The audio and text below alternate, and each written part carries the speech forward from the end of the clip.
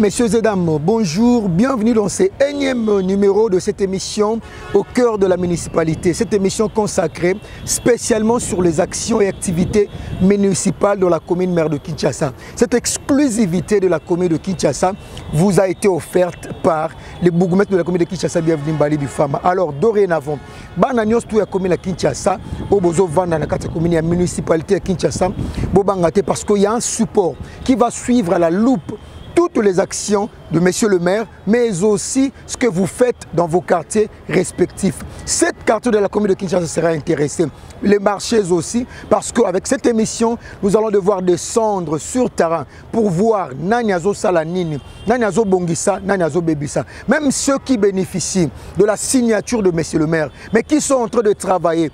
d'une manière, il y a qu'à rendre service à la population, donc à dénoncer dans cette émission. Alors, aujourd'hui dans cette émission, il y a 3 axes, ou 2 axes si je ne me trompe pas, qui seront concernés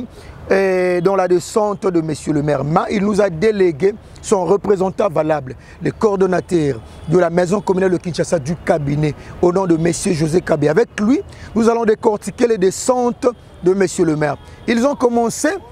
la semaine, cette semaine, donc c'est la semaine du bourgmestre, on a commencé dans le quartier Ngwaka, sur avenue Itaga. Nous allons parler avec monsieur le coordonnateur du cabinet et après cela, nous allons descendre dans le quartier Boyoma, sur l'avenue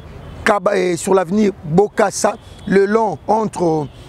Kabinda et Kabombar. Nous allons aussi décortiquer cela avec monsieur le cordon du cabinet du bourgmestre. Il va nous expliquer quel bâton magique ils utilisent pour être à la hauteur chaque fois qu'il y a des descente. Avec son équipe, comment ils font pour rendre ça libre la commune de Kinshasa et quels sont les défis. Et Bazo Senganini,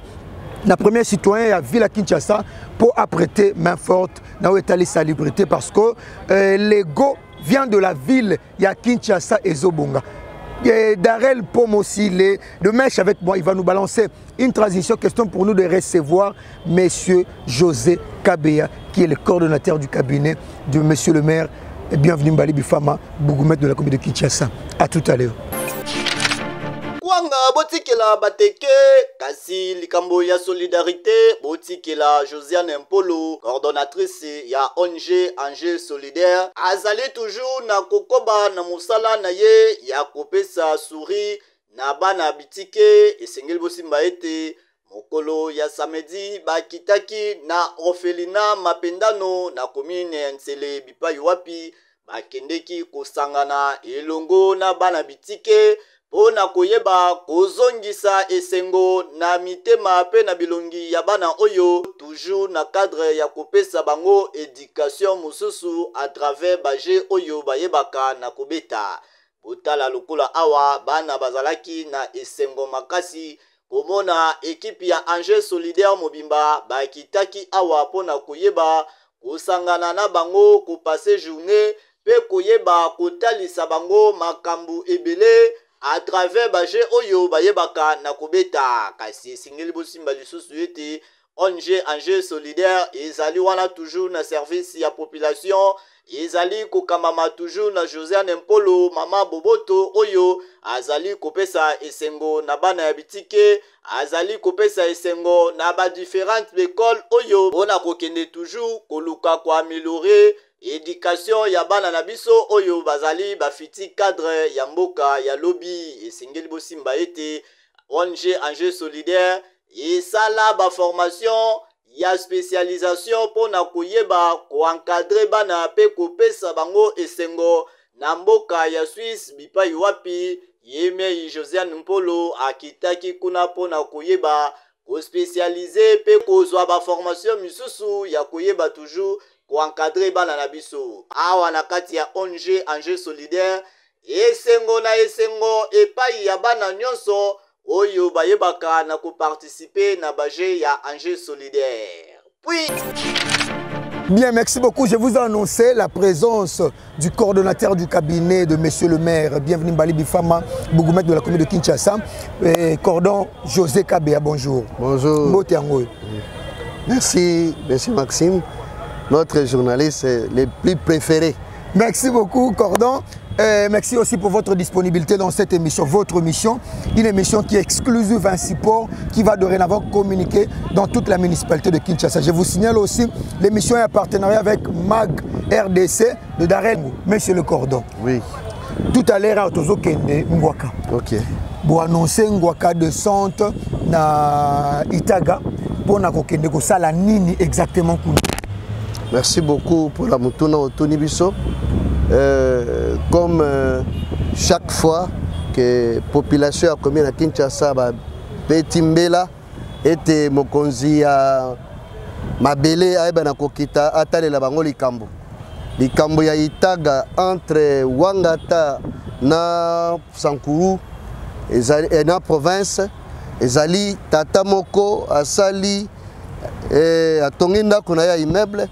maintenant a bouché caniveau a bétonné likolo caniveau siko mai ekomi kokota na mapango ya ba voisin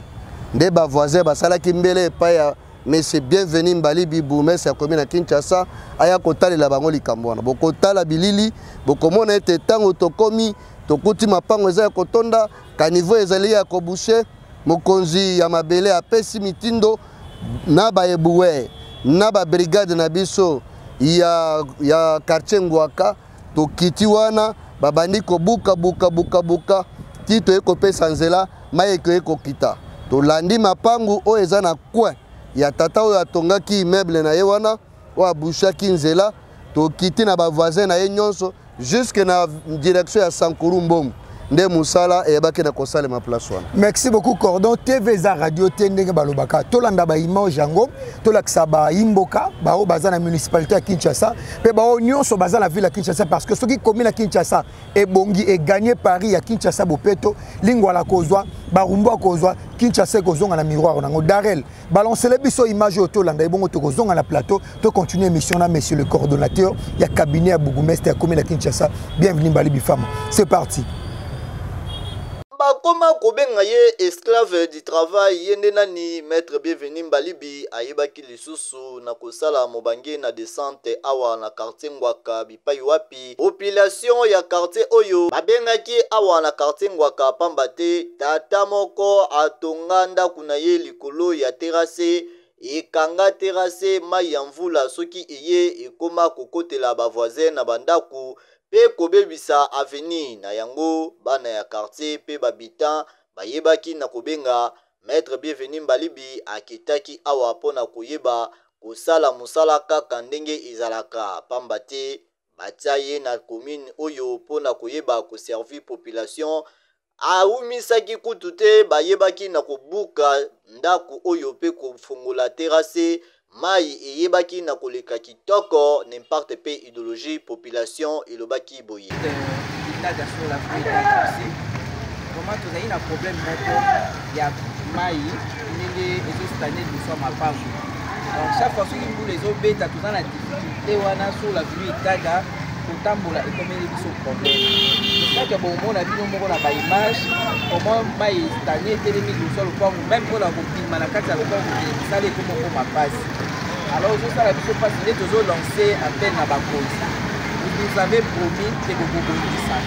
mingi na gouvernement ya mboka olakaki biso tokosala okobongisa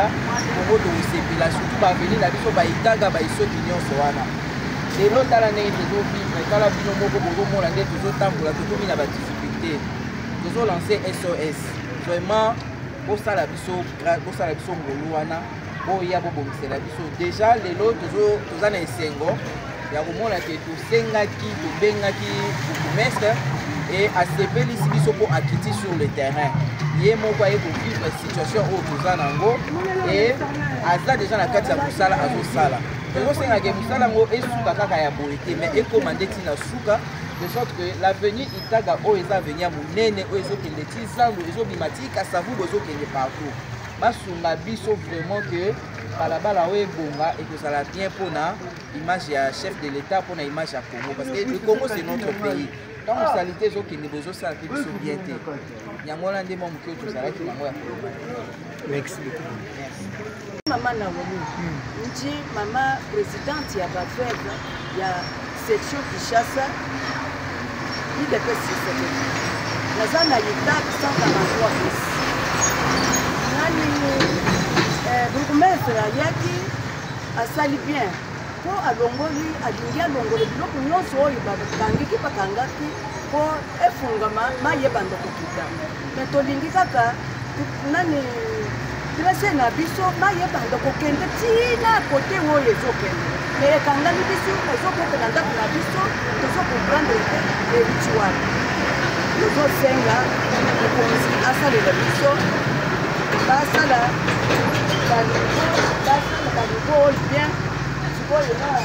na nzela ya litaka me alobaki ke akosala nzela wana biso toza sire ke akosala yango nani alobaki akosala nani gouverneur alobaki osengi daniel molobaki alobaki ke nakosala litaka baveni nyonso oyo alobaki ngai nazalaki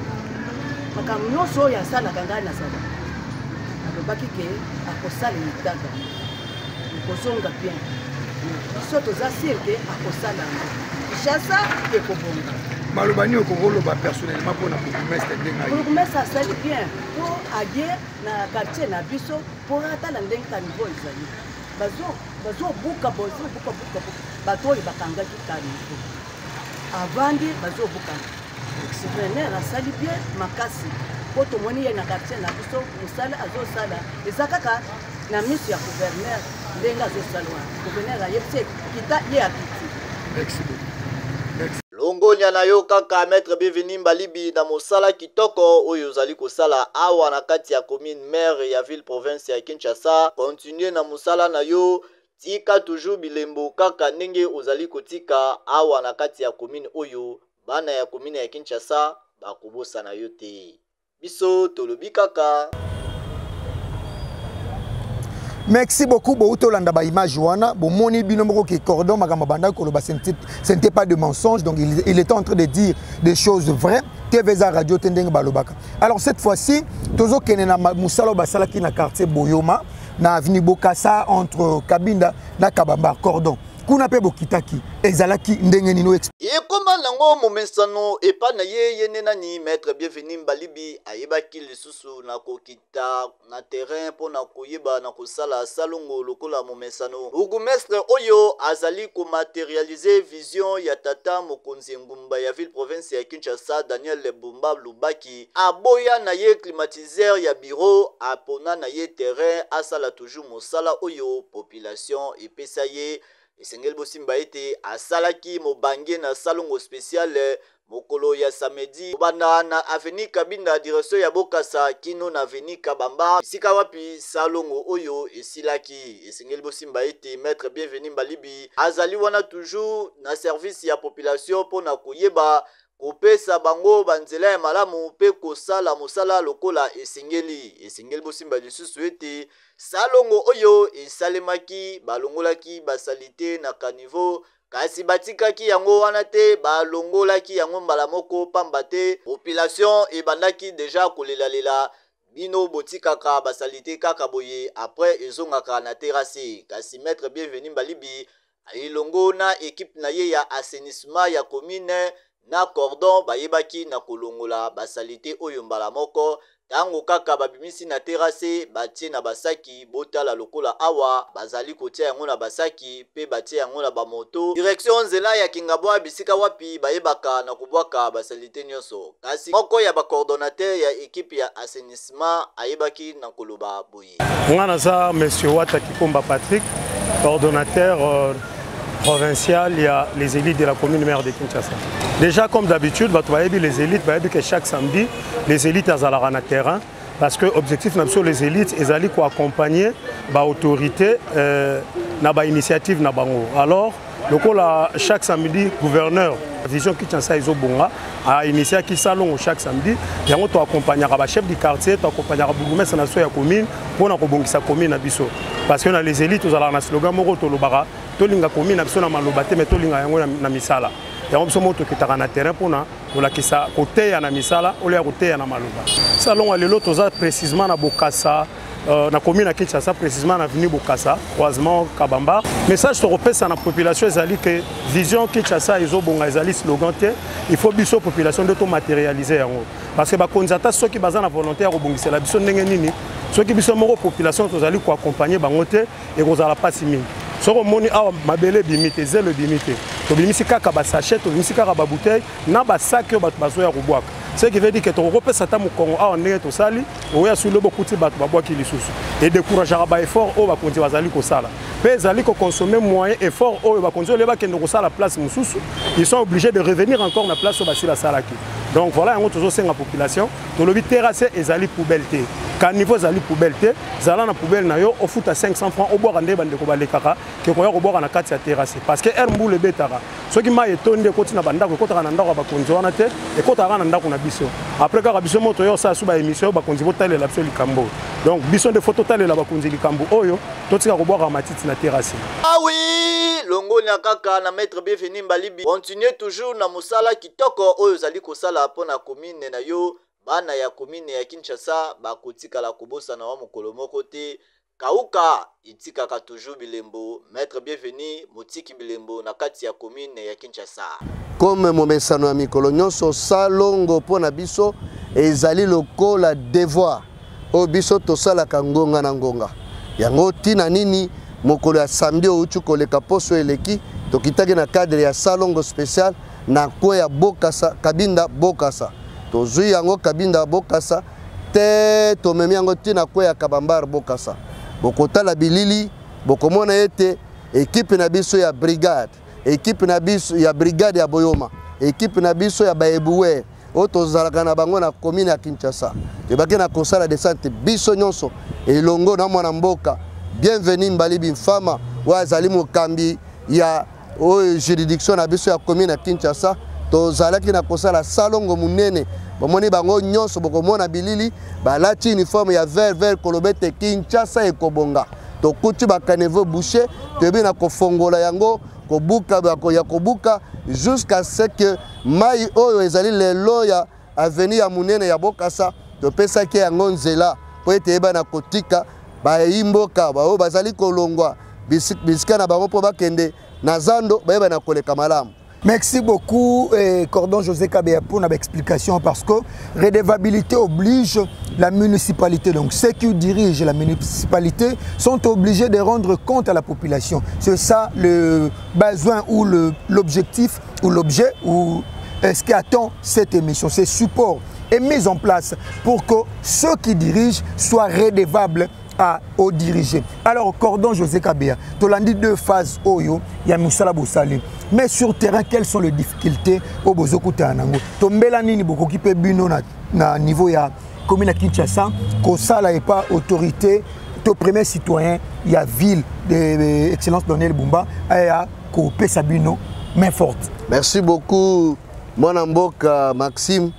Tozali Kopé, c'est vraiment longonia, na mokonza mboka. Topesi longonya na mokambi ngumba Kinshasa l'excellence Daniel Bumba Lobaki wazali gouverneur ya ville ya Kinshasa topesi longonya parce que na vision na ya lobi ete Kinshasa ezobonga ngana koloba ete Kinshasa po ete ebonga ebongi yo sala ngana sala biso nyonso to sala po ete tobongisa Kinshasa na biso tokozela bapaya te tokozela batu mususu baya kosala na place na biso te difficulté toza nango ezali ete okokuta bakaniveau etondi fulu oyo ya ba ménage tokuti kaniveau ekomi na ba bouteille oyo batu bazali komela kobwaka ezala ba jus ezala ba mai ezali kosenga ete mutu nyonso a comprendre ete non kaniveau ezali fulu te ezali esika oyo topesa nzela mai na biso ya mvula yeba na koleka malamu po ete bato badinda te nde tosengi na mokonzi ngumba Kinshasa ayeba na kodote biso na ba moyen pona évacuation ya ba immondiste tozali kokutana nango ya ba ménage pe na ba oyo nyonso baleki nzela bazali kotikela biso omoni commune na biso ezali commune oyo ezali koyamba 23 communes nyonso ya ville province Kinshasa mutu nyonso akoya akokende akosomba mai akosomba jus akotikela biso mulangi biso nde tokotikela komema yango po ete toyeba na kobwaka yango esengeli badote biso ba engin oyo na évacuation ezala ba tracteur ezala ba ben chargeur de façon que esunga biso toyeba na kokomisa engumba na biso to commune na biso bopeto. Merci beaucoup, Monsieur José Kabeya. Je vous rappelle qu'il est le coordonnateur du cabinet de Monsieur le maire bourgmestre de la commune de Kinshasa, bienvenue Mbali Bifama. Il a été ici au nom de la redevabilité pour expliquer à la population de sa municipalité ou de cette municipalité qui est la commune maire de Kinshasa que Misala réellement est au Salema. Parce que, avant Nandaku, peut-être qu'à qui tenté, il y a Koyako Sangana, Nabana commune de Kinshasa, parce que, na image à Souka Bolandi, ils ont une structure où accompagne Capé, maison communale à Kinshasa, entre autres, ils ont les élites, ils ont les endroits, ils ont la dynamique Mbalibi, ils ont la bana Mbalibi, peu et Kambami na maman, Ani Chika, Bayaka Wana, pour na koluka embellir commune à Kinshasa. TVza Ngonga, alors messieurs les cordons, de commune à Souka, il y a une émission Oyo. Ils ont quelques minutes Oyo Bapesi Biso pour que Bino au Bozo gérer municipalité, vous avez un moyen de rendre compte de la population Bozo gérer. Ce que vous avez un message à adresser, la population Bozo gérer à commune Kinshasa au Kolobana Bango Nini et puis na Malobana ya Souka Poto Kabon. Merci beaucoup pour mon tournoi au Pesinga. Nazali Koloba kaka mingi pour na bana na biso ya commune Kin. Koloba ete biso nyonso totelema likambo oyo ya Kinshasa ezobonga etali mutu na mutu nyonso. Toyebe ete salongo esengeli to respecter balobi salongo chaque samedi de 6h à 10h. Yo moteki nguba, moteki mapa yeba ete non tango ya salongo ezali kokombola kokomisa bopeto bisika oyo bisa tozali kotekela. Yo mofandi na mapango yeba kokombola kobimisa bosoto nyonso po ete maladi eba na kozwa bayeba fandi na kati ya mapango na biso te. Tosengi na commune nyonso ya Kinshasa ete non likambu oyo etali Kinshasa kobongisa etali yo etalinga etali biso nyonso totelema po ete Kinshasa na biso to commune na biso ekoma bopeto peto zala ba exemplaire na ba commune mususu. Merci beaucoup à José Kabeya qui était notre invité. Je vous rappelle qu'il est le coordonnateur du cabinet de son excellence bienvenue Mbalibi, bourgmestre de la commune de Kinshasa. Les bonnes choses ne dirent pas. Alors je vous donne rendez-vous déjà pour le prochain numéro, donc la prochaine édition de cette émission au cœur de la municipalité. C'est support qui est doté pour le natif résident de la commune de Kinshasa. Dorénavant, vous aurez la redevabilité. Donc ce que la municipalité fait viendra vous expliquer par ces supports. Moi, Maxime Balenda, je vous dis déjà coucou et bye, on se retrouve à la prochaine. Je n'oublierai pas de dire un grand merci à mon